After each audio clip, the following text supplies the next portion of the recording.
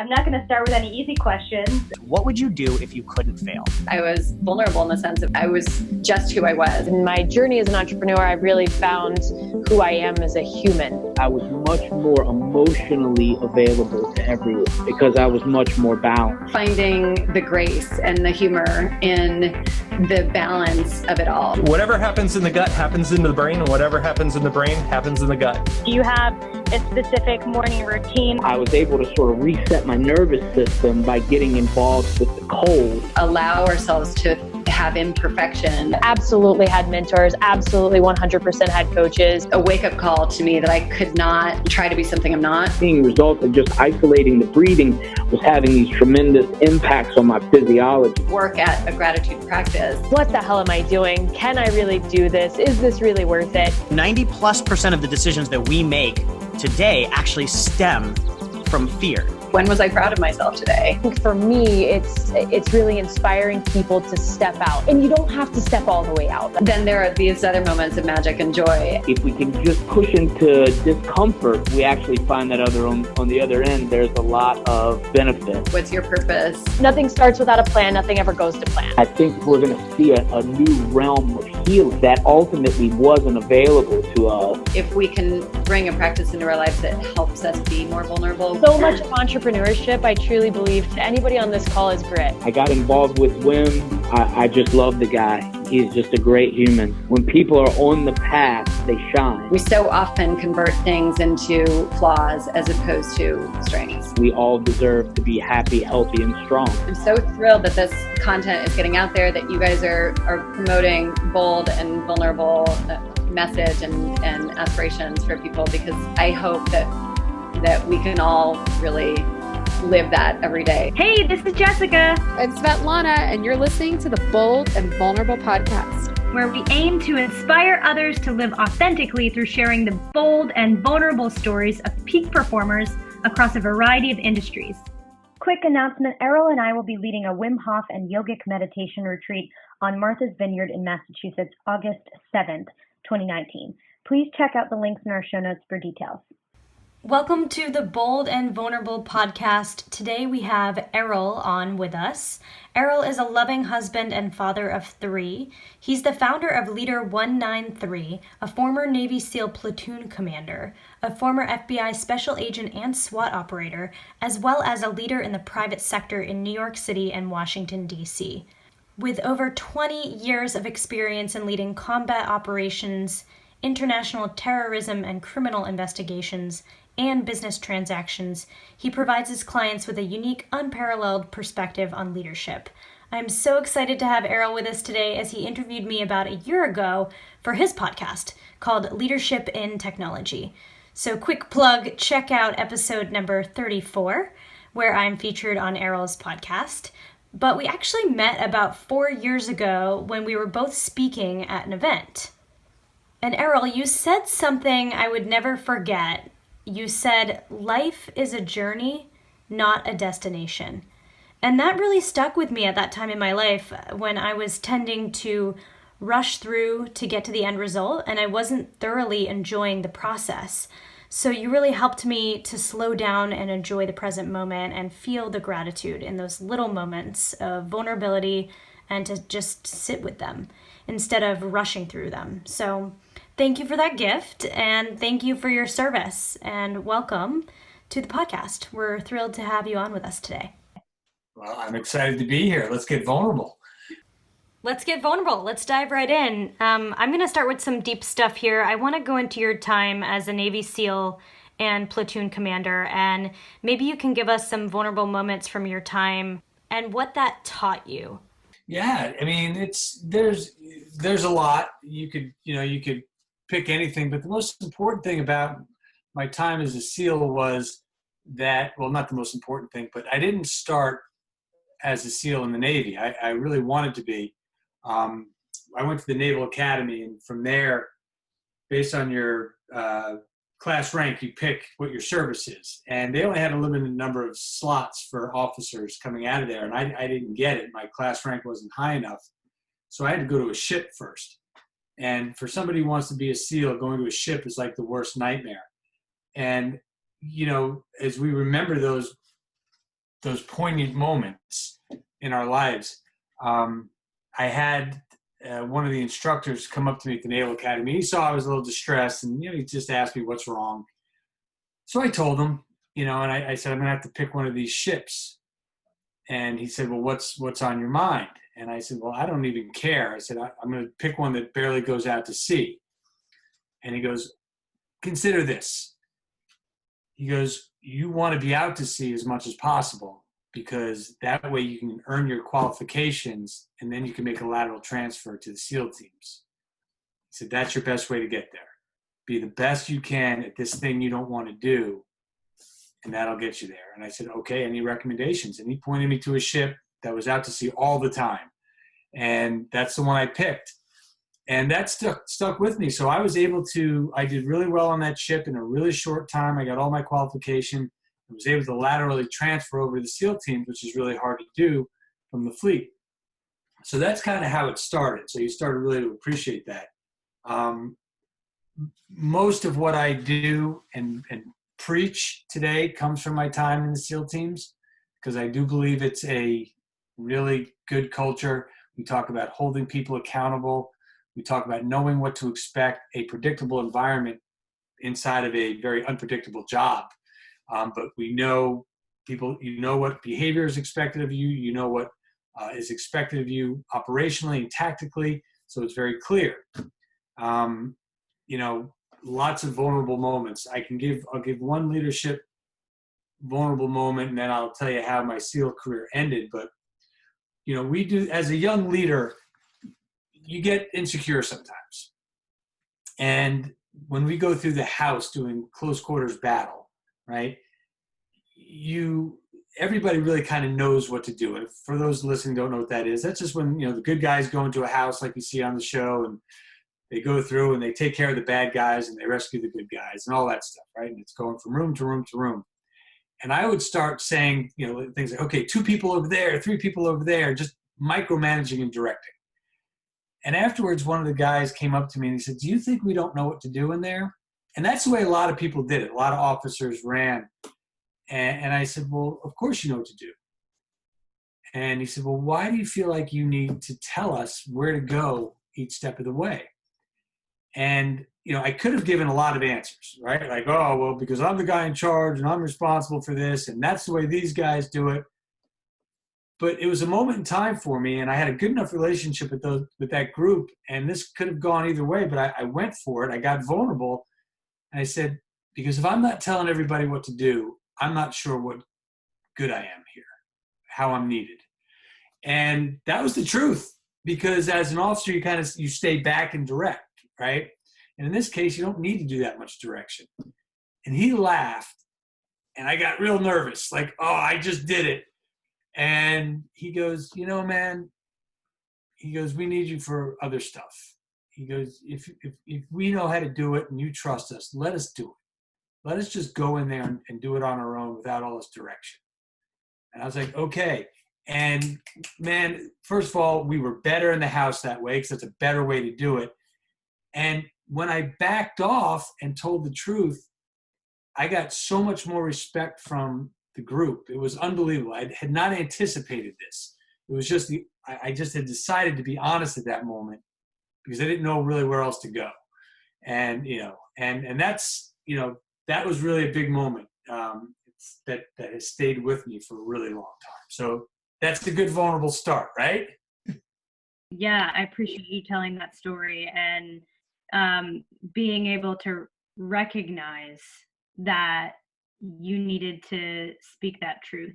And I've had those moments in my own leadership path, just being naive to what leadership means. And sometimes it does mean taking a step back and reflecting and saying, you guys got this. I need to let go. So I appreciate you. Yeah. And look, there are certainly times when you need to have your fingers in the pie a little more, but that certainly wasn't one of them. We had a really good platoon that worked really hard. I had set my guidelines, what I thought, how we needed to behave, how we needed to act. I was certainly imperfect as a young leader. I don't want to give any misrepresentation.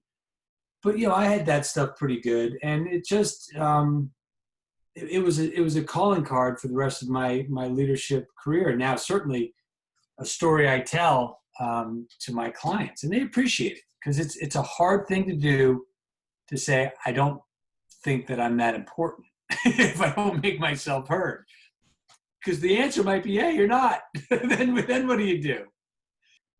Right. And so can you walk us through what that training was like? Almost like obviously it's physically grueling, but can you walk us through kind of what your training was like up until that point, or how you got to be at that level, and what the most mentally challenging part of that was for you? Because I mean, I've heard statistics like 70% attrition rate, like people drop out of the SEALs because it's so hard to actually make it there. So what was that like for you mentally and physically? Yeah. So, and again, the beauty of, and the SEAL training is called BUDS, BUDS, and it stands for Basic Underwater Demolition SEAL. So you hear me say BUDS training, that's the SEAL training.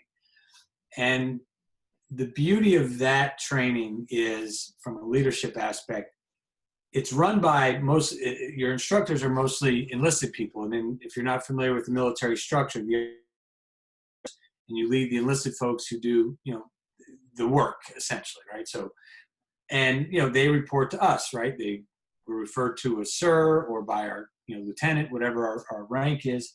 And it's it's a very structured relationship, but they're the instructors in BUDS training.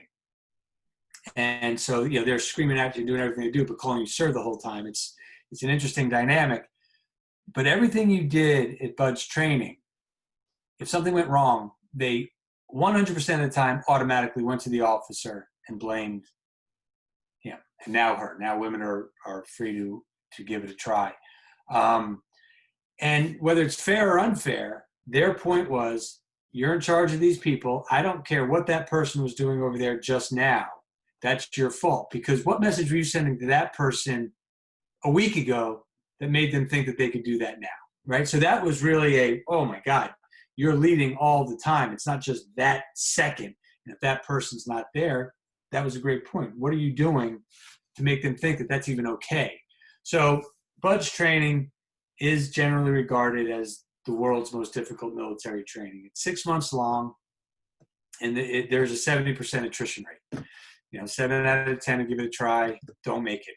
And, of course it's physically grueling. It's just the nature of the beast. And, 5-mile swims, 3-mile swims on a regular basis, whatever runs you're running, you run everywhere you go. So I don't even know how many miles a day you run, because you're running everywhere. But let me throw out, 10 miles a day, maybe, I don't know. And then just all the other grueling stuff that you're doing. You're learning the very basics of SEAL training, which you think at the time you're so advanced, you're not. But when you go in there, everybody can do 20 pull-ups, right? Everybody can run 10 miles. Everybody can swim X number of miles. The thing that makes people quit is never the physical, challenges. It's always the mental challenge. And what separates the SEAL teams from like the Army Special Forces, Delta Rangers, all those other groups, which are great, is we specialize in the water. And the water does things to people. The cold water does things to people. Water at night does things to people. And that's why people quit. I never saw somebody quit who said, let me put it this way, I never saw somebody quit outside of the area of the water. Nobody was ever shooting a rifle and getting hammered on land, doing push-ups or whatever, and said, I quit. It was always, okay, we've got a base swim tonight, and it'll be 3 miles. And some guys were like, I can't get in that cold water at night. I'm not doing it. And you just talk to them like, hey, we're right next to each other. We literally have a rope connecting us. You're good. They're like, no, I'm not going. Big waves, right? Go get your boats. And whoever can make it out to past the surf zone, gets to go home for the day. Well, this is Coronado, California. The surf would get pretty big, so that could be a 4-hour exercise. And guys would be like, I'm not getting in that boat. I'm not getting near, you know what I mean? So it was always something mental that got people to quit. The second somebody said, I don't know if I can make this, you knew it was only a matter of time before they quit, whether it was that day, the next week. The second somebody expressed some doubt, from at least what I saw, 100% of the time, people quit. And my class was especially interesting because we started with 200 people. And by the end of the fourth week, which is, I think, where it is still now, fourth or fifth week, the end of Hell Week is that early, we finished Hell Week with 10. So we saw, 190 guys quit, and it was the same drill every time. So that's a little bit, of my experience with BUD/S training. Wow. And how was that like for you? I mean, did you have any moments like that where for a split second, like, I don't know, and then you had to kind of combat that mentally for yourself? Yeah, at the time, and this is, again, I can only speak for myself, but from what I saw, there was never 1 second where I said, I'm not sure about this. And the story that I tell, because I get that question a lot, and the story that I tell is the last day of BUD/S, you're kind of coming to an end. And I don't know if you've ever seen any pictures. You have to run around. You have a boat crew, 6 guys, and you have a big rubber boat on your head, and you're running around with that all week. So constantly bouncing off your head.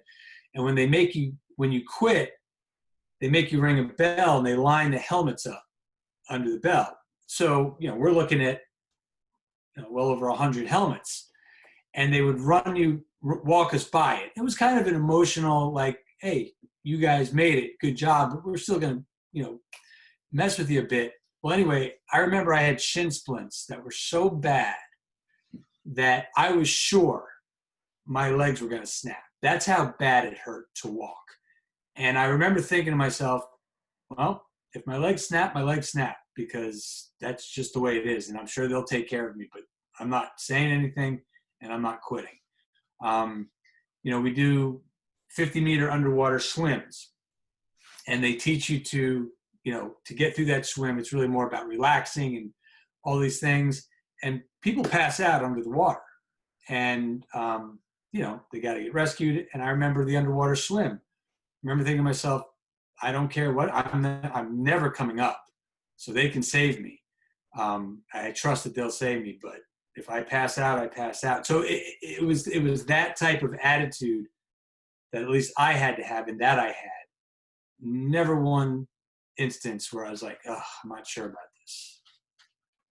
What are some common misconceptions about the Navy SEALs? Because I've heard, different things, but I just kind of wanted to hear from you. Yeah, I think, and I don't know if it's specific to the Navy SEALs, but I think it's specific to military in general, that they mindless robot type of thing. You follow orders, and you do what you're told, and that's it. And yeah, you do really cool things, and thank you for, you risk your lives, thank you, but do you really think on your own? And what I tell people is, the SEAL teams were the people who invented jumping out of an airplane in the middle of the night, in the middle of the ocean with all your gear, and then riding up to an enemy that's waiting for you, and then arriving without them knowing it and dominating them. And does that sound like in the box robotic thinking? It's not. All we do when we talk about culture, if you're not pushing the envelope, if you're not looking for new and innovative ways to do things, then you'll get run out. They want thinkers. Now, inside of that really big, we can do this mindset, comes an amazingly disciplined planning process. And, unemotional and methodical is the mantra. And it's not like everybody walks around and says it. It's just the way it is, right? You can show your emotion when you get the operation beforehand. Woohoo, we're excited, we got it. Now it's time to work, okay? And anything that goes wrong in the planning process, right when you're done, emotion doesn't play a part in that. What's the plan say? Because we spend all of our time planning this ridiculously complex out-of-the-box operation. And then when it's all over and the last boot gets put away and the last weapon is cleaned, everybody high fives, goes, has a beer, and then we celebrate, right? But so I think, that might be a misconception. And, that's what I try to let people know. Because if they're struggling with, Errol, how does your background lend itself to what we do? Okay. I start with that stuff. Let me do away with some misconceptions. First of all, about military folks, and then let me highlight the speciality of the SEAL teams with that real out-of-the-box thinking, especially when it comes to water work and what we do. So I would say that's probably the biggest thing that you have to combat, if that makes sense. Yeah, totally. I mean, I can't imagine how you don't think for yourself in those kind of situations, especially in such a dangerous scenario, right? Like what you said, you're jumping out of a plane in the middle of the night into the water. I mean, like I can't even imagine not thinking for yourself. But I was curious, I had a question kind of leaning, going back to what I asked earlier, what sort of, like, what made you lean towards the military? Like, was it something, especially the Navy, like, was there, and this ties into your mentality, right? Is there something in the childhood that your upbringing that kind of connects with, this strong mental attitude? Yeah, it's interesting.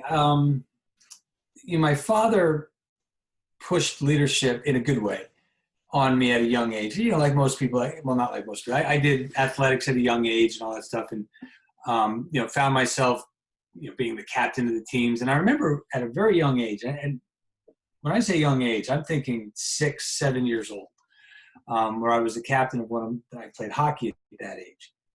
And he asked me, well, what are you going to say to the boys today? And I said, what are you talking about? And he goes, well, before the game, what are you going to say? And I was 7. What do you mean, what am I going to say? He goes, you're the captain. You've got to address the team. You've got to tell them what you expect. And I'm like, what? Anyway, so at a very early age, where my dad got this stuff from, I don't know. But that kind of became the way it was. Now, I never had any aspirations to be in the military. My next door neighbors were Naval Academy people. They went to the Naval Academy. But that was never a big thing for me. I wasn't like, oh, wow, you went to the Naval Academy. But one day they gave me this book. And it was just it was a marketing material for the Naval Academy. And this is back in, my God, you guys are going to laugh. This has got to be back in 1980, right? So, right, there's no internet. There's, and the SEAL teams are truly what we had always hoped they would be. Now, we're a little more out there, and that's, it's okay. But you couldn't find anything on them. And there was one page in this book about SEALs, like a paragraph. So it was a picture of a couple guys, in their shorts, and just described what they did. And I swam growing up. I lived by the ocean. I grew up on the water. So I remember literally reading it and going, who are these guys? Like, what is this? I don't know why that resonated with me. Maybe it was a combination of growing up on the water, this little leadership thing my dad pushed on me in a very healthy way. And then I saw this. Now, it went away. I never intended on going to the Naval Academy, except one day I didn't know where I was going to go to school.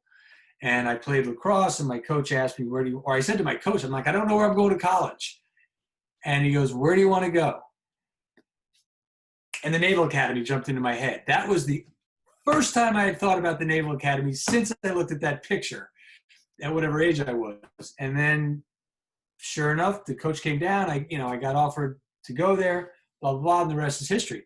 And then that kind of reignited my love affair with the SEAL teams. So it's really a strange thing. I mean, my dad was in the Army for a couple of years after Korea. It's not like we have this big military family, because we don't. But yeah, that's it. That's how it happened. Wow. And so that's how you got involved in the Navy. It just kind of popped into your head, which is amazing. Can you walk us through what the experience was like transitioning out of the Navy and what that was like for you, what that time was like in your life? And I'm not sure if you transitioned right into the FBI or if there was things that you did in between then, but can you go into what that looked like for you and where you were in your life? Yeah, sure. So, in between the SEAL teams and the FBI, I was in the private sector. I had planned on staying in the SEAL teams for a career, and we were on deployment, and we were rehearsing. We actually got tasked. This is the 1990s. Remember, there was no war; it was peacetime. So, actual operations were few and far between. Right. So, in that time, you could be in the SEAL teams and never actually see combat, which was fine. That's just the way it is. For the last whatever it is, 20 years almost now, SEALs are, they're being run thin with combat. But anyway, that's the era I grew up in. So we actually got tasked with an operation. Woo-hoo. And it was we were out to sea, and it's basically you board a ship, right? There's a ship out there, and whether there's illegal cargo on it or something, they tasked my platoon to take down that ship. So basically roll up to it, get on it from our boats, throwing ladders on it, climbing up, and then taking the boat over without them knowing it until we're there. Great SEAL operation, right? 101. And so we were rehearsing for the operation, and it was really, the seas were mighty that day, my friend. There was a storm. So they were going to cancel the rehearsal. And my question to the commanding officer is simply, of the ship, if this is the weather tomorrow, are we going on the operation? And he said, yes. I said, well, then we're rehearsing because we need to know. And he, okay, but it's dangerous out there. Anyway, I'm going to try to abbreviate this story. Normally, when you do this operation, you have two boats. Somebody throws the ladder up. You have a lead climber. He goes up, sets the ladder. Then you have one guy, and then I would usually go second, right? So the leader in the SEAL teams was always in the front. Okay, that's not the way they necessarily do it in the Army for different reasons, but that's the way it was. Well, it was such bad weather, and being next to that boat, it was just awful. And I remember thinking to myself, what's the worst place, the last place I want to be? And the last place I wanted to be was the last one on the little boat. Everybody wanted to get off this thing as soon as possible. So I said, all right, we're going to switch order. I'm going last. So long story short, it's finally my turn to go up. Everybody else is on board. And I'm climbing up this caving ladder, which is a ladder. It's about, 8 inches wide, and it rolls up. So it's very small. And I'm about to climb about 30 feet up to the boat. I'm about to pull myself off the big boat. And what happened was, the boat we came from, the caving ladder got hooked onto a cleat at the top of a wave.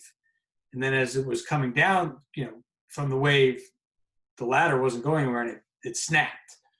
And, I fell off the ladder.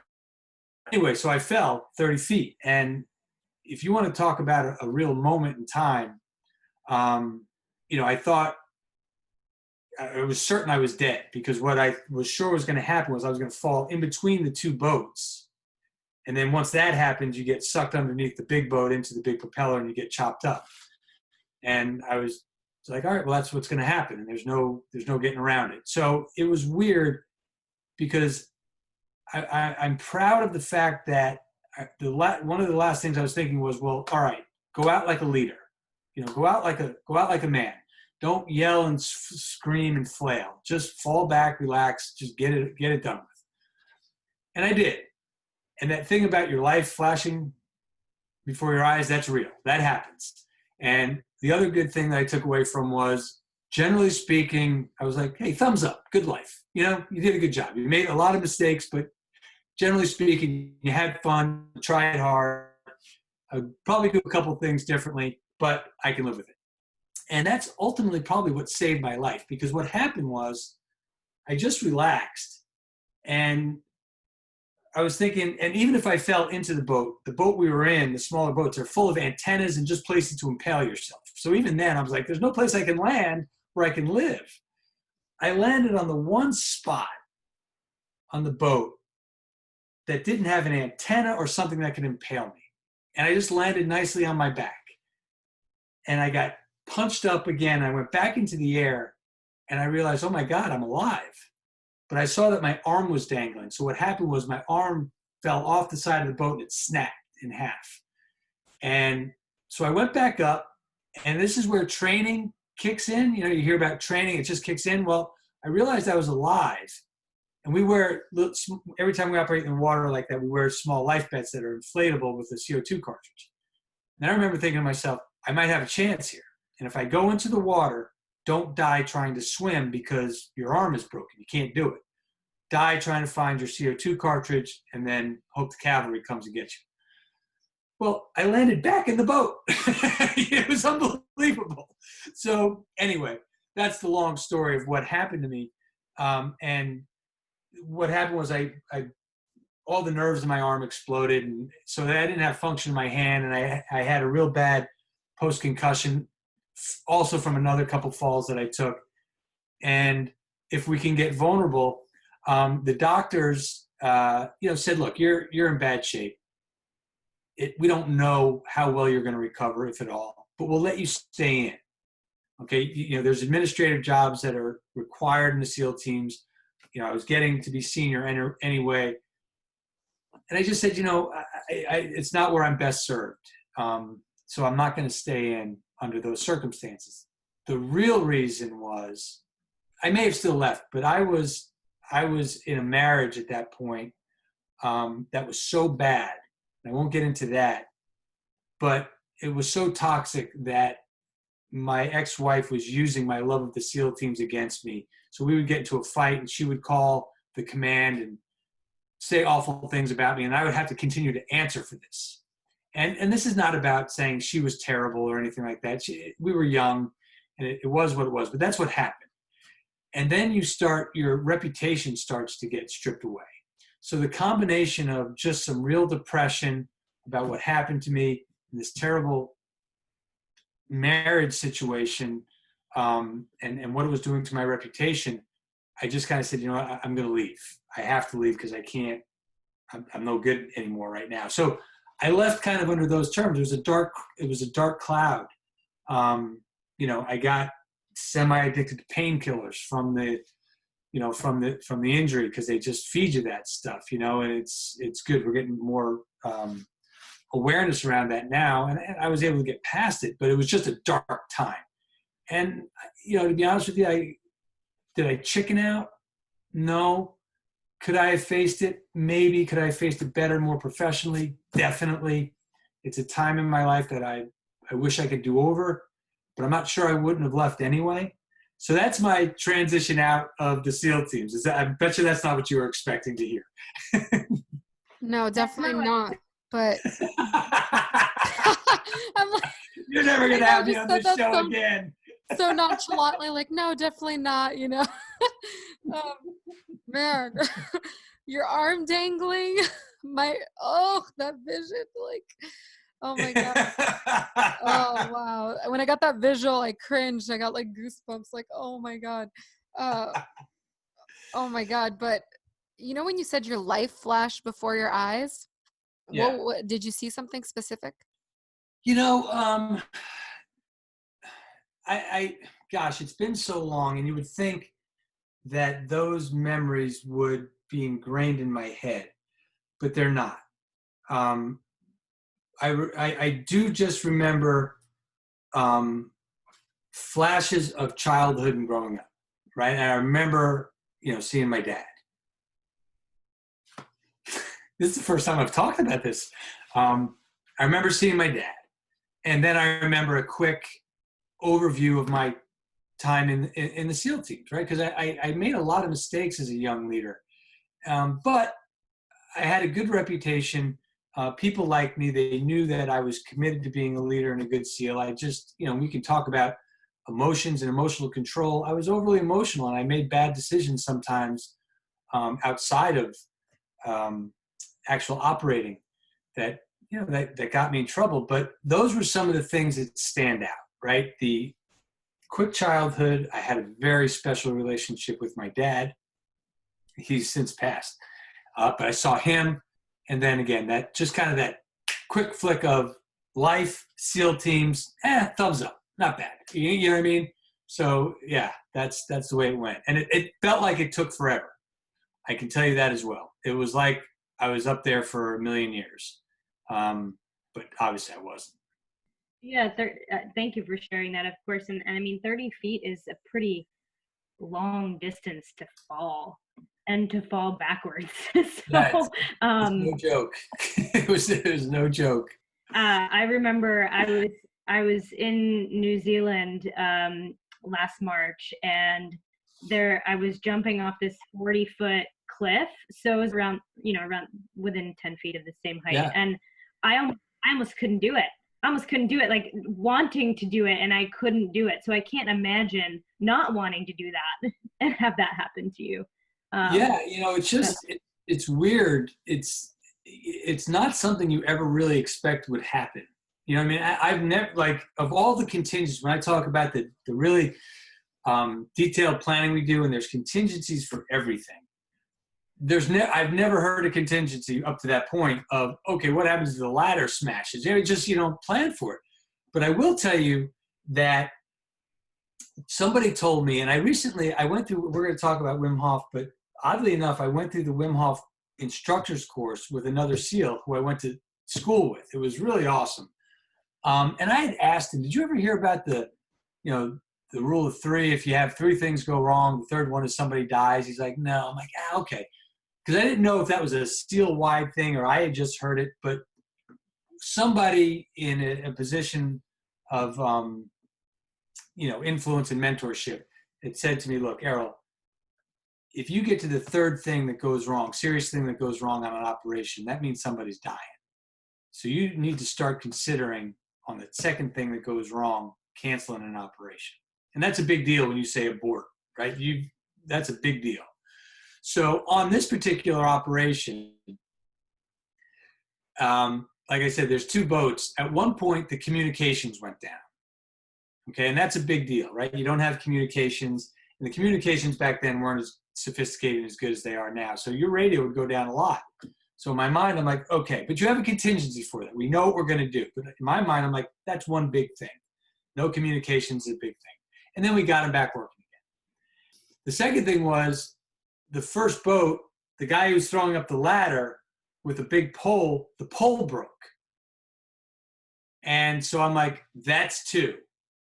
And so then I got on the radio. I said, abort. We're out of here. Because the C being what it was, I was like, we're done. We're out. Immediately, the other guy gets on the radio and goes, no, we fixed it.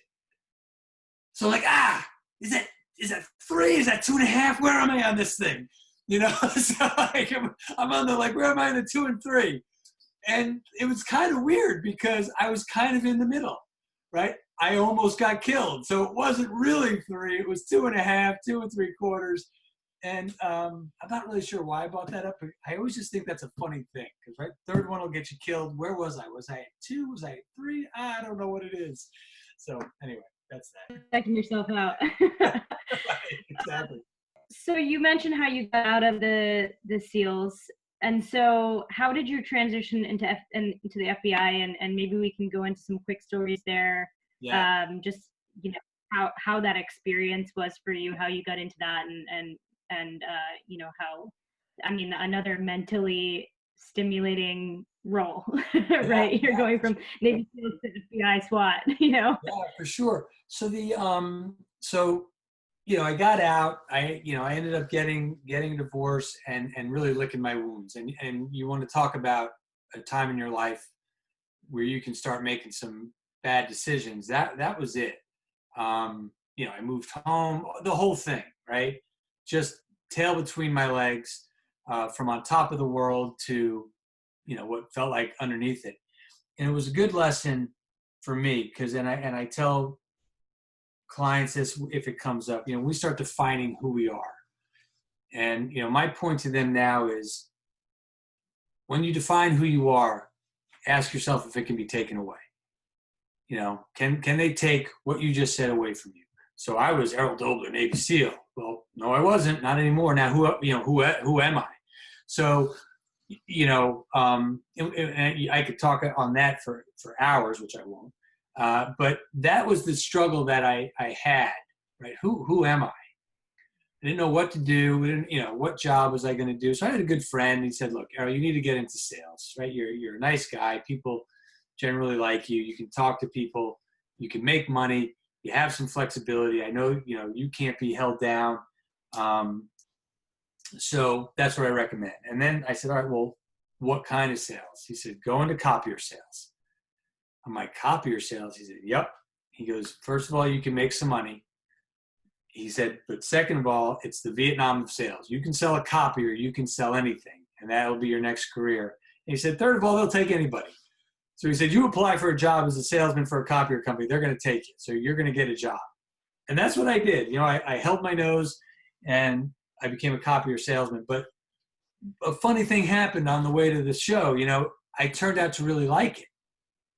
And not because I cared about copiers, but another tenet that I have in my leadership practice is, people are so concerned about, well, how do I get people to love their job more? How do I get them to care about the company more? My answer is, what do you care?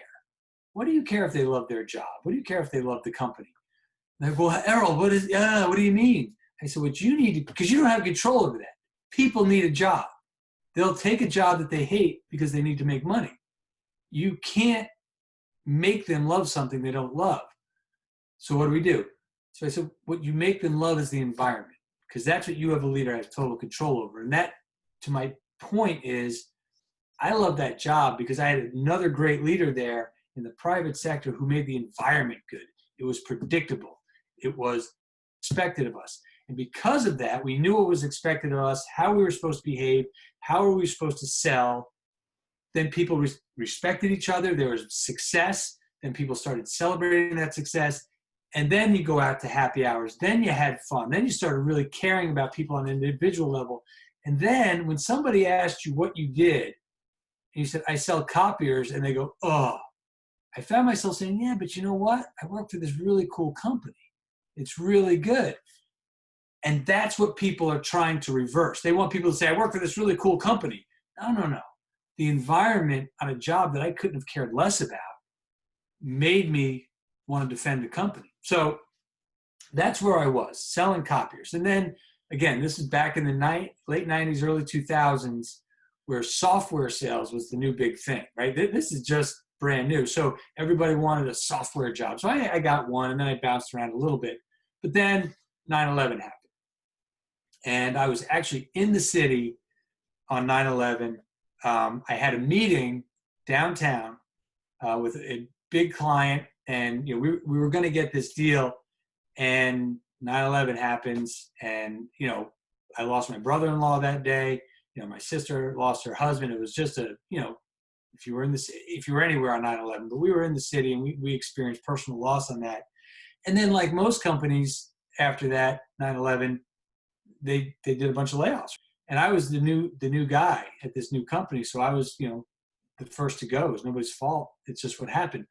But it didn't matter because I started making the phone calls. Like, I got to get back in this fight, right? I had since, my injuries had somewhat recovered, but I still needed a medical clearance because I said, all right, the FBI is the fastest place that I can get back into this thing. The story about how I got myself medically cleared is for another day. It's a good, entertaining story. It's a story about using ingenuity. It's a story about, maybe smoke and mirrors. It's, persistence. And just finally some guy going, what do you want me to do? Sign this? Fine. What am I even signing? And off I was. So I got my medical clearance, and it was fine. I was okay. I still suffered from post headache stuff, but that was a transition. That's how I got into it. I was happy in the private sector. If not for 9/11, I would have stayed, but then that was kind of a little bit of a calling for me. There was a personal aspect to it. There was an unfulfilled calling, right? When you go in the SEAL teams, you go in the SEAL teams to fight. I didn't get to do any real fighting. We did a lot of stuff, but not what you sign up for. And I said, well, this is my second opportunity to bring those skills that I learned as a SEAL, bring them to the FBI, as far as mindset, as far as planning, as far as, you know, attitude, all that stuff. And that's how I ended up in the FBI.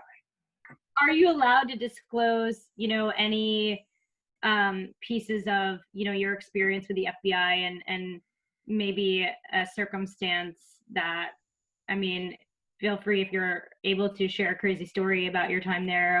Look, and this is what I don't go down the route of I can't talk about that. What I do is answer the questions, and I've done this my entire life. I answer the questions where nobody knows what I'm not talking about, right? It's, you know, I don't think I've ever really been asked something where I said, you know, I can't even talk around that. I can't talk about it. So, you know, what are some good, you know, this is bold and vulnerable. So what are some good, here's what I can tell you about. So I went to Afghanistan attached to a special forces group. There was a thing out there where the special forces, and you know that means the SEAL teams, Delta Force, the Rangers, they needed some assistance on people who were good at battlefield interviews, meaning you go to a target, you take the target down, and we need somebody who's an expert at asking questions fast and getting to the answers we need quickly. And FBI agents are good at that. And so, you know, there was a host of guys in the FBI like me who could handle themselves on the battlefield and then simultaneously fulfill this mission to support the special operations folks. So I was in that situation.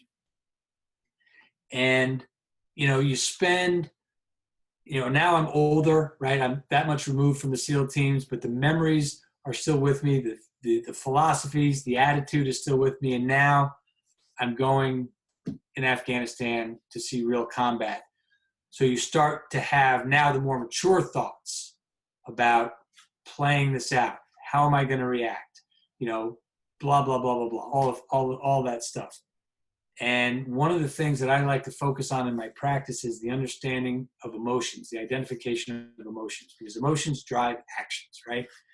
And everybody who's in my position wonders what they will do, how they'll act under gunfire.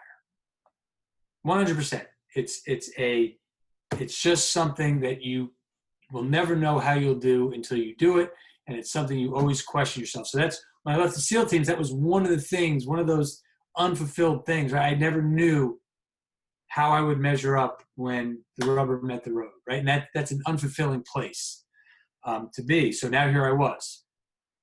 And so we're on an operation, and the long and short of it is we start getting shot at, and we were running at this point. We were literally, it was crazy. You don't find yourself in this situation very often. We were running after somebody, and they're just firing over their shoulder. Boom, boom, boom, boom, boom. And you start to realize, oh my God, he's shooting at us. And I remember immediately I almost fell, not to take cover, but because my legs went to rubber, right? That whole, oh my God, I'm a coward. I'm flailing now and I'm not reacting.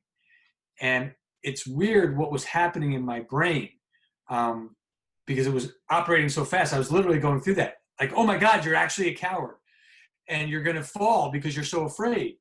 And then I was like, no, you're just afraid. It's okay. And what's happening is it's an adrenaline dump to your legs. That's normal. You know, and I was, you know, it just was weird, but it was the identification of the emotion of being scared to death initially and saying, okay, that's allowed. You're allowed to be afraid, but you're not allowed to cower and not continue to do what people are expecting of you. And it's that quick type of thought. So that's, you know, that's, I think, one of the most poignant moments that I brought out of my time in the FBI was the combat that I saw. I had lots of great stories. I worked international terrorism. I traveled around the world, you know, tracking terrorists and terrorist groups, working with, you know, foreign intelligence agencies and law enforcement agencies. There's a lot of great stuff, a lot of great people. But from the standpoint of, again, you know, let's stay in tune to what you guys were trying to do, bold and vulnerable. There's no more bold action than going into combat, and there's no more vulnerable action to saying, I'm scared. You know, But if you do that, right, then you can get past it. If you can admit this emotion affect me. So, that's kind of one example if that works for the theme of our show. It does. Yeah. No, thank you for sharing. You just summed up our show, just like, it's like, Brene Brown was the one that said that it's like she had this conversation in a Call to Courage, the Netflix special that you told me to watch, Jess, and I watched it this weekend. I don't know if you've seen it, Errol. It's great. But she said how, those bold and being bold and vulnerable, right? That people tend to think that there's total polar opposites, but it's actually, in order to be vulnerable, you have to be bold. In order to be, bold, you have to be vulnerable.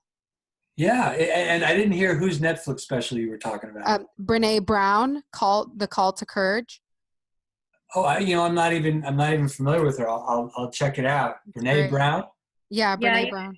You would love it, Errol. It's she has a TED Talk as well that has gone viral about vulnerability, and she also has a TED Talk on shame, and they're both wonderful. And she just got this Netflix special, so it's a great one to look into.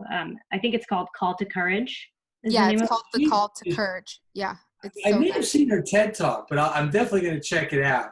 But the vulnerability thing, it is important, and it's and again, I think that combat story, it does sum it up, because it's the vulnerability to identify just emotions that we're not comfortable with. Jealousy, right? Think about how many bad decisions we make because we don't have the courage to say, I'm jealous of that person. And because I'm jealous of that person, I'm acting a certain way. Look, and put me at the top of the list of people who haven't faced that type of stuff. But you're right. You just can't be vulnerable without being bold, and vice versa. And the problem is sometimes we use those terms as cliches. So we've got to be careful. And I just always think it's important, like you all are doing, to just really identify what we mean by it. And let's talk about real hard instances. Let's get vulnerable here and talk about when I was afraid, when I was jealous, when I was ashamed of myself. Because until you can come to grips with the fact that you did some things that you were ashamed of, like I had to at the end of my SEAL career, you can't get past it. You just wallow in that shame. You've got to show some courage and just kind of face up to it, and then work from there. Did you have any instances of, PTSD affecting your experiences after you left the FBI?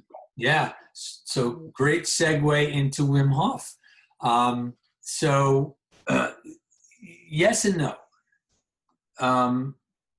We went on a lot of combat missions. I'm not even sure. I was there for about 4 months. And I think somebody said we averaged an operation either every other day or every third day. And they would come in bunches. Like there'd be a week where nothing would happen. And then all of a sudden it felt like you were doing nothing but going out on operation. So, but it was, there were a lot. And I was fine. Really, I just, everything was fine. I was happy to talk about it. Saw lots of awful wartime stuff. So it wasn't like, we didn't really, we saw terrible things. So I had found Wim Hof through Brandon Powell, who I know you had on the show.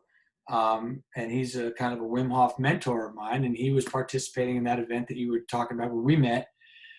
And, I was asked to reach out to him because I was doing some coordination for the event as well.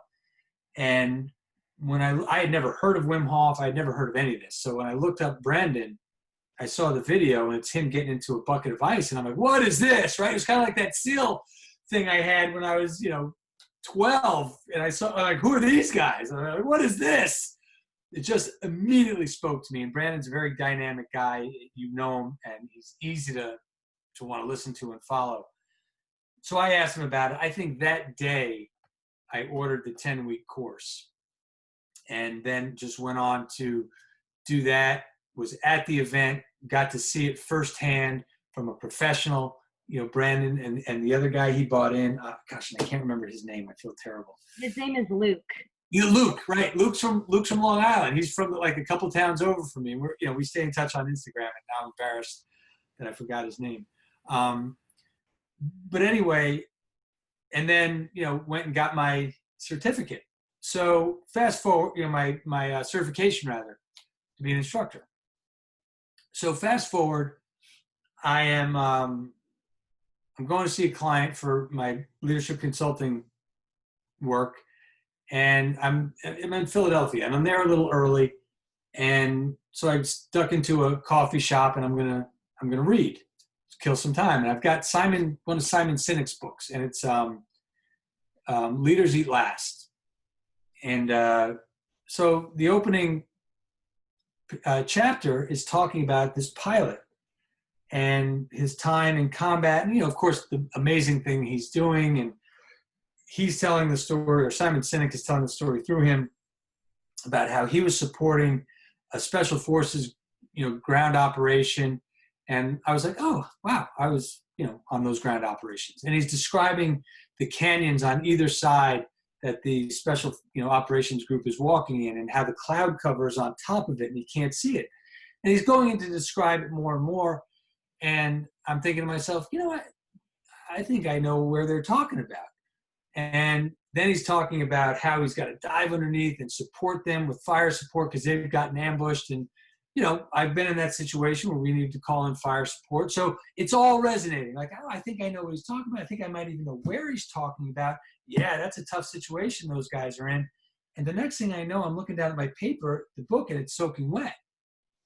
And I'm looking around and I look at my hands and they're shaking.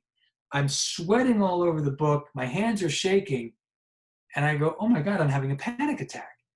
And then I kind of do a double, like, oh my God, I'm having a panic attack. I've got like another panic attack going because I'm having a panic attack. So, what do you do? And, I'm a Wim Hof practitioner, right? What am I going to do? Lie down, start doing the breathing, or like, hey, does anybody have an ice bath? What do you do?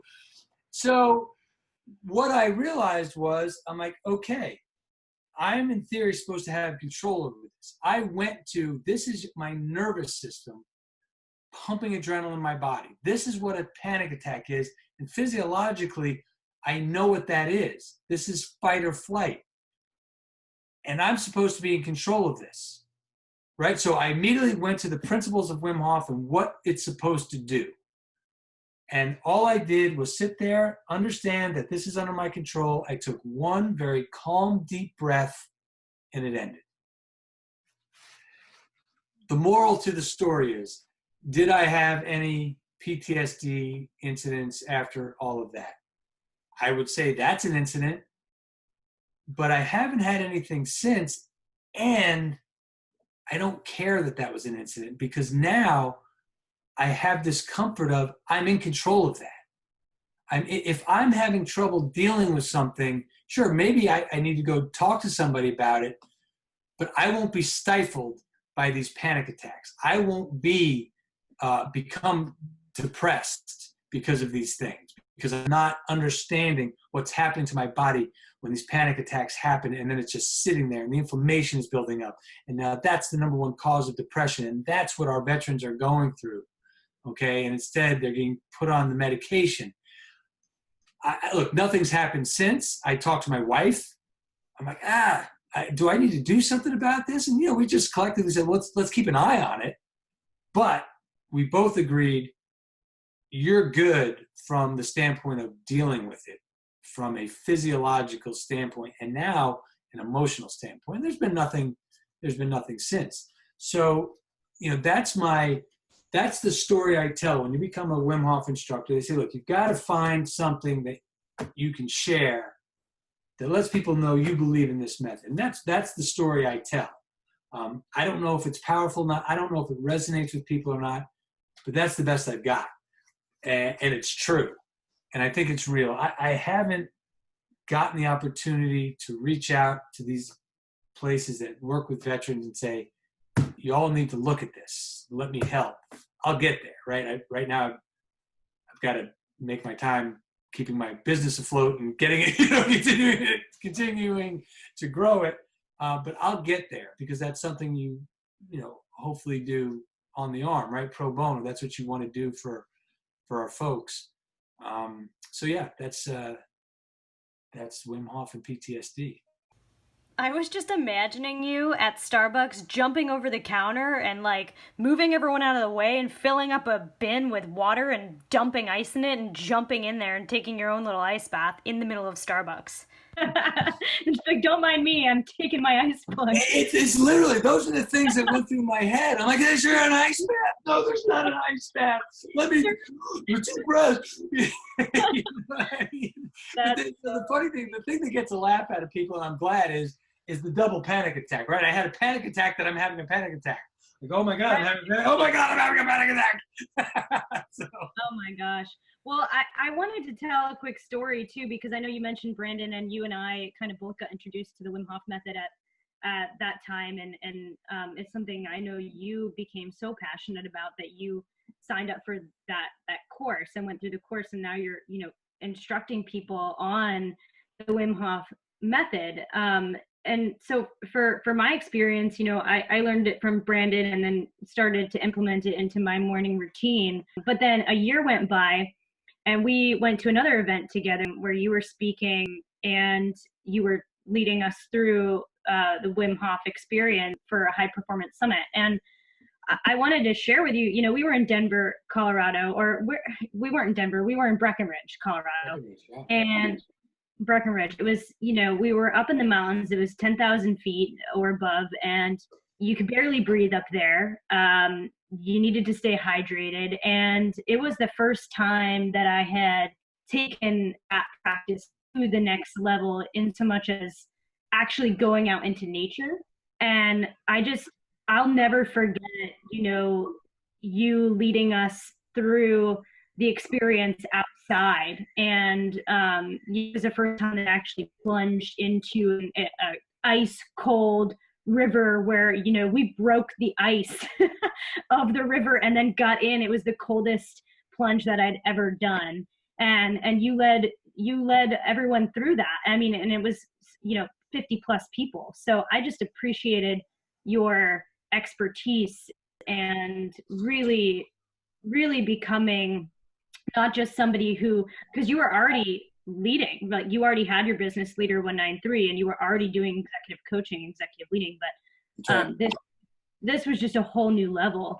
And so, first of all, thank you, because that was I'll never forget that. That was life-changing from an experience standpoint for me. But I want to go through your morning routine and how you integrate Wim Hof into your life. And then maybe, we did have Brandon on, so he explained kind of what Wim Hof is, but right. Maybe just a quick elevator pitch as to what that is for people that don't know what the Wim Hof method is. Yeah, I'll give a quick one on that. And I even say, look, if you've had Brandon Powell on and somebody's listening, go listen to the podcast with Brandon, right? He was the first class in the first class of U.S. instructors.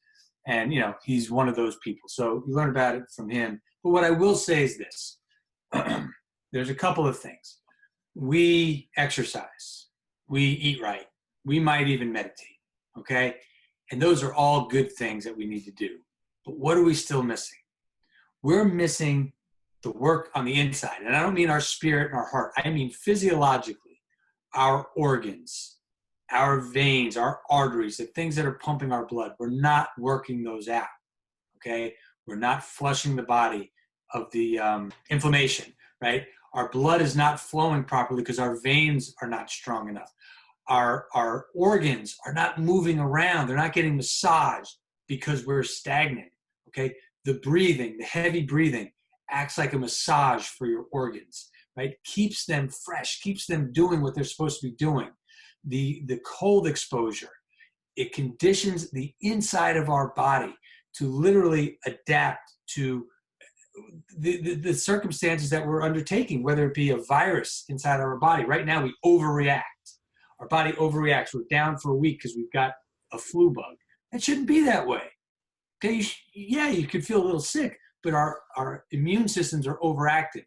because we're not controlling what's happening on the inside of our body. So you ask, how can somebody who runs marathons, eat right, and meditates, how do they drop dead of a heart attack at 50? I don't know, but I know that there's a piece missing. Okay, I know there's a piece missing, and that might be the piece. So that's it. The other thing about it is where science meets spirituality.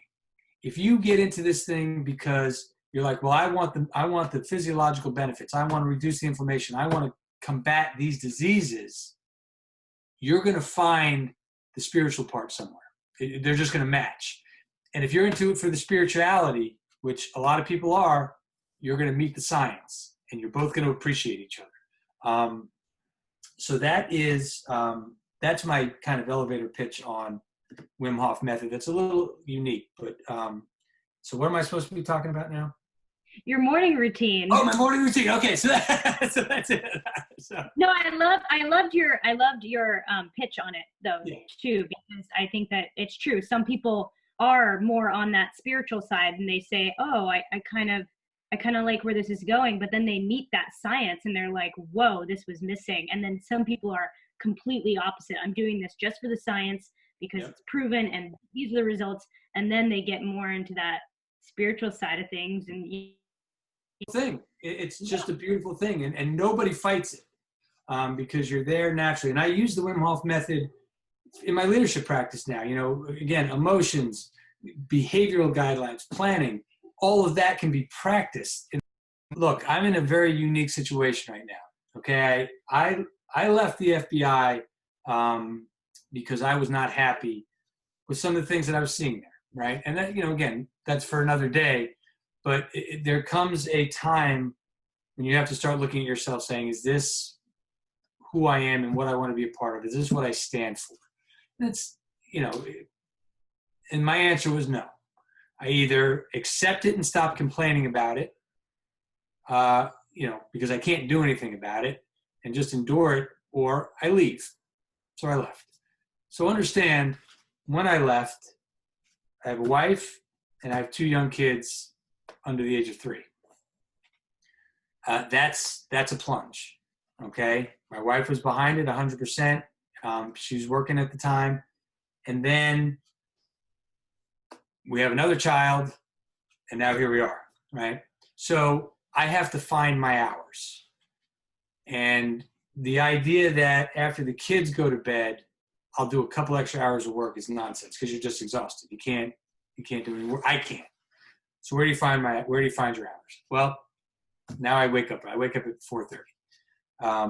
And I've never liked waking up early.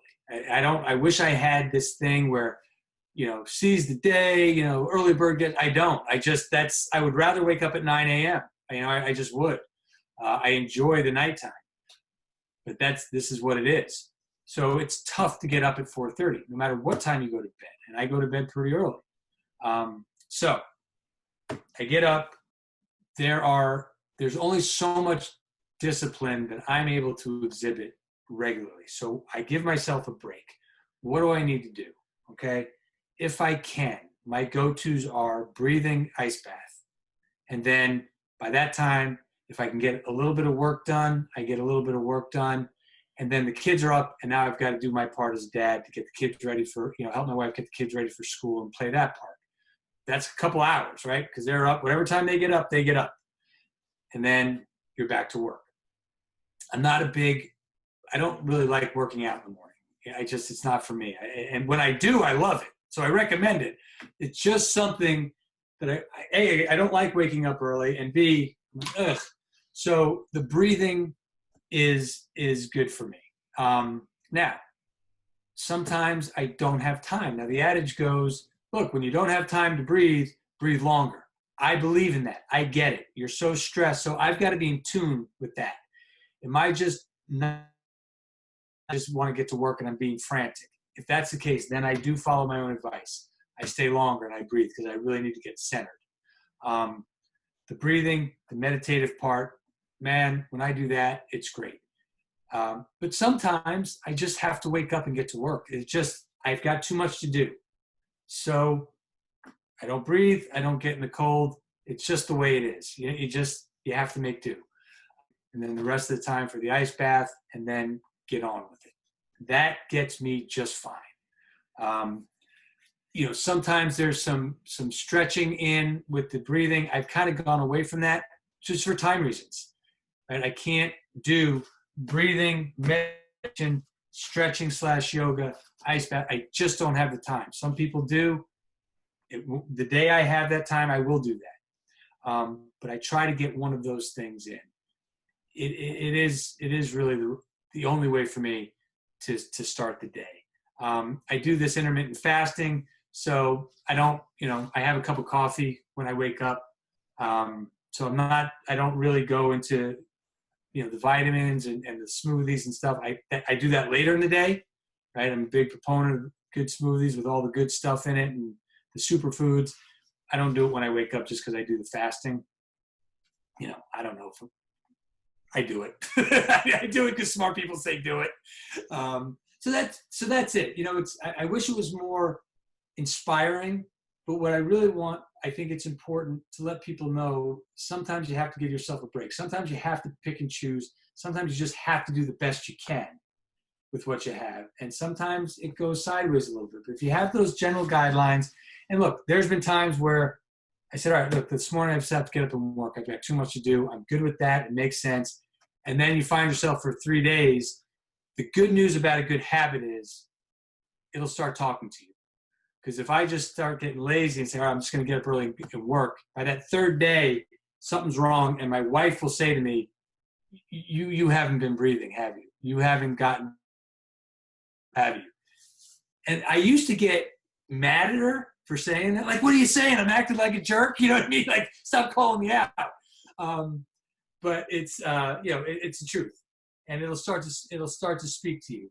So now I've done that enough. That's, you know, the benefits of a good habit. We're getting back to that habit will speak to me. Something's wrong. What's wrong? What's wrong?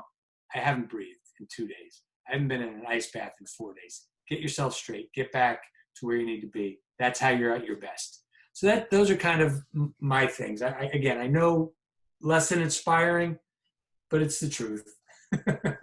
I think it's really inspiring. Well, first of all, your wife is always right. So she is always right. And look, it's not even clear. Yes. Yeah. But I think that a lot of the listeners will resonate with what you just said, because no one is perfect. Yeah. And no one can, I mean, even, you know, at the top of your game, Tony Robbins, you know, priming, you can't do it. You can't do it every single day because things come up. And you have 3 kids. One of them being, did you say 6 weeks or 8 weeks old? 8 weeks old, right? So it's just, you know. Yeah, I mean, the fact that you're getting up that early and doing it, and you know, you're a father of an 8-week-old, that's so inspiring. And the fact that you're being open and honest with it, I think is going to resonate with people, because I think that some people see people, you know, out there, whether it's on social media or people that they look up to, and they're like, they don't miss a day. And it's like, well, they do miss a day, and here's why.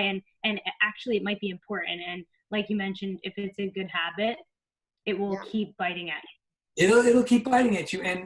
And so, you know, the other question is, okay, why? Why are you doing this, right? And I can only speak for myself. Because as you get into the situation that I'm in right now, because not everybody's in it, right? There's, you know, people out there are single. So they've got that different flexibility, okay? And that's allowed, right? It doesn't mean you're less than, it just means you're in a different circumstance. I'm living my circumstance. And my circumstance is I'm a husband and I'm a father. And I take that role, both roles, very seriously. And doing the breathing and the cold exposure allows me, just like as advertised, to center myself both physiologically and emotionally. And when I do that, I'm a better father. I'm a better husband, and things at the house are better. They're calmer. For better or for worse, I am dictating the mood of this house. Now, look, that's not my wife is as strong as they come, but she'll be the first to tell you, Errol, you have to get right, because as your attitude goes, so goes the attitude in the house. Now, she's there to manage me and keep me, you know, all the things that a good partner does, but she's being honest. And if I'm not doing those things to get myself right, forget about how it makes me feel. I'm doing the people who count on me a disservice. Before I got on this, on the podcast, I had a long day. I had calls all day. It happens. I was up for the blah, blah, blah. I'm kind of like, oh, what am I going to do? Well, what did I do? I've got 5 minutes. I'm going to do a round of breathing, and I'm going to jump in the cold. I have to be at my best. For you, yeah, because we're friends, but really mostly because I'm representing myself.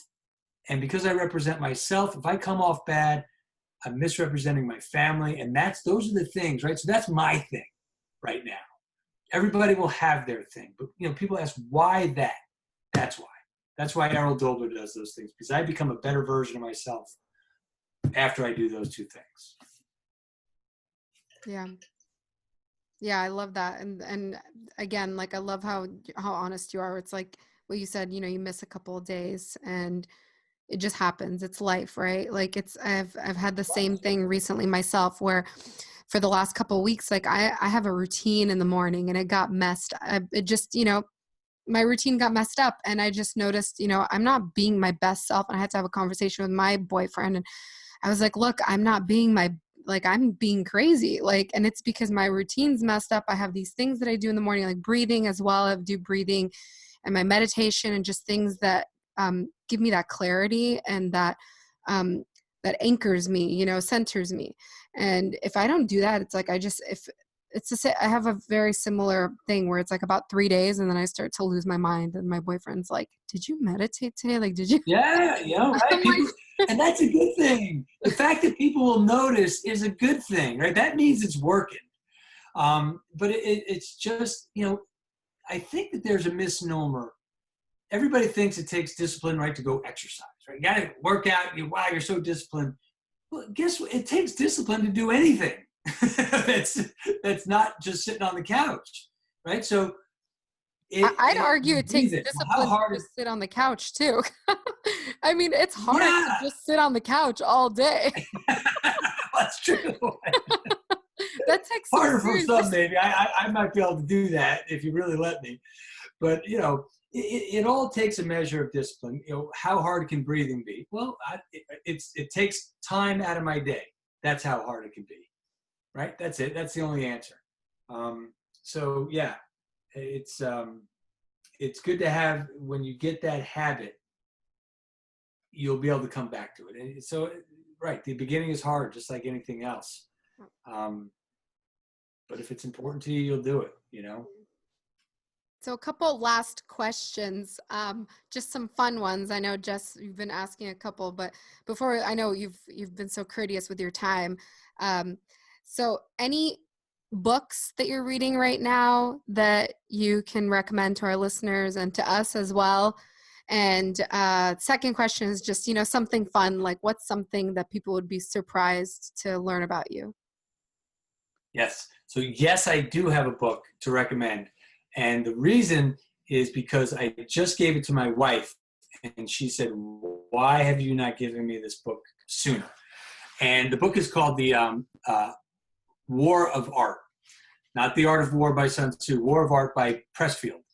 And in short, every page is kind of its own thing, but he talks about things like being a professional versus being an amateur. He talks about the resistance. Why do we stop ourselves from doing the things we know we should be able to do? And what resonates with me, because I picked it back up just recently. I had forgotten something I was going to read. It was on my Kindle. I'm like, let me just roll through this again. And it was just a great reminder of, again, what I take out of it most is be a professional. And so when you talk about how do we act, what are our behavioral guidelines, you can always say, I'm just going to be a professional. I'm going to be a professional dad. I'm going to be a professional husband. I'm going to be a professional whatever. I'm just going to do what the right thing to do is, because you know what it is. So anyway, The Art of War, I recommend it. And he's got several spin-off books on that you can read. Good stuff. Oh my God, something about me. Man, I don't. Maybe I do. I think people are surprised that I have a sense of humor for some reason. I don't know if they look at my background and, again, something like this, I'm a little more comfortable, maybe I'm a little reserved, but then, when I lighten up a little bit, I guess I'm a pretty funny guy. So that's something that may not be known, but I'll tell you what else though. Here's what I've gotten for all my life. When I meet somebody in person, after they've heard about me or they've heard my reputation, maybe I've even talked to them on the phone, I meet them and people say, I thought you'd be bigger. I thought you'd be bigger. So I don't know what they think when they meet me. Like, I guess whatever it is, but I'm not a big guy. So anybody's like trying to picture what I am and all these things, it's not 6'2" Adonis. I'm 5'10", 170 pounds, the absolute average guy. I'm bald and I'm graying. It's just not, it's not awesome. So I don't know if that's funny, but that's what? It's pretty funny. You sound like Jocko Willink, like everything that you say, and so that's who people I believe are picturing right now. Well, right, because he's this guy, right? This thing. you just crushed everyone's yeah, dream. it's sad. I feel bad for people when they meet me. Like, I thought you'd be bigger. I'm like, I really feel bad that you had this amazing expectation that I just completely crushed. It's awful. Anyway, what are we going to do now? So yeah, that's pretty much it. That's my plight. Just want to thank you for coming on and sharing everything that you shared and all of the vulnerable moments that you shared, especially like honoring your dad as well, and just your time. And I just want to thank you for coming on. I'm just grateful to have had this conversation. I feel enlightened and inspired. Well, good. And I appreciate you all having me on it. It never goes unnoticed for me when somebody asks me to do something like this. I'm very honored and I'm very privileged, and you all keep doing what you're doing. It's great stuff. Well, thanks, Errol. And yeah, you've been just a wonderful mentor of mine for the past couple of years. So I appreciate you coming on. And I want to shout out where people can find you. Your website is www.leader193.com. And people can also find you on LinkedIn, Instagram, Facebook, Twitter. I'll link all of that in the show notes. And then I saw that you recently posted that you've got some events coming up. So I didn't know if you wanted to tell us a little bit about some of the events that you have coming up or where people could find those. Yeah, thanks for that. So yeah, all the social media stuff, I'm on it all, right? And at Leader193, just you can find me that way, and I appreciate you posting them. We've got, if you want to find the Wim Hof events coming up, you can go to my website, leader193.com, or you can go to the Wim Hof site and just look me up, and it'll have them there. We've got a bunch coming up. We've got 2 in Texas in June. We've got 1 in Chicago in June. We're going to have 1 in Pennsylvania here later in the month. And then this summer, we're doing kind of a series down in the Ocean City, Stone Harbor area. We'll be doing 1 every Monday in July and August in Stone Harbor. And then I think like 5 Sundays during July and August in Ocean City. So we're just kind of running a series. So that'll be good. And the details on that will be up shortly. So that's what we've got going on from the Wim Hof side in the next couple of months. Awesome. Yeah. Well, we'll link everything in the show notes, and just thanks for coming on. We appreciate it. Yes. Peace. You. Thank you for listening to the Bold and Vulnerable podcast. For more information on today's speaker, please visit us at boldandvulnerablepodcast.com. And don't forget to rate, review, and subscribe. Let's keep spreading the love by being bold and vulnerable. Thank you. We love you.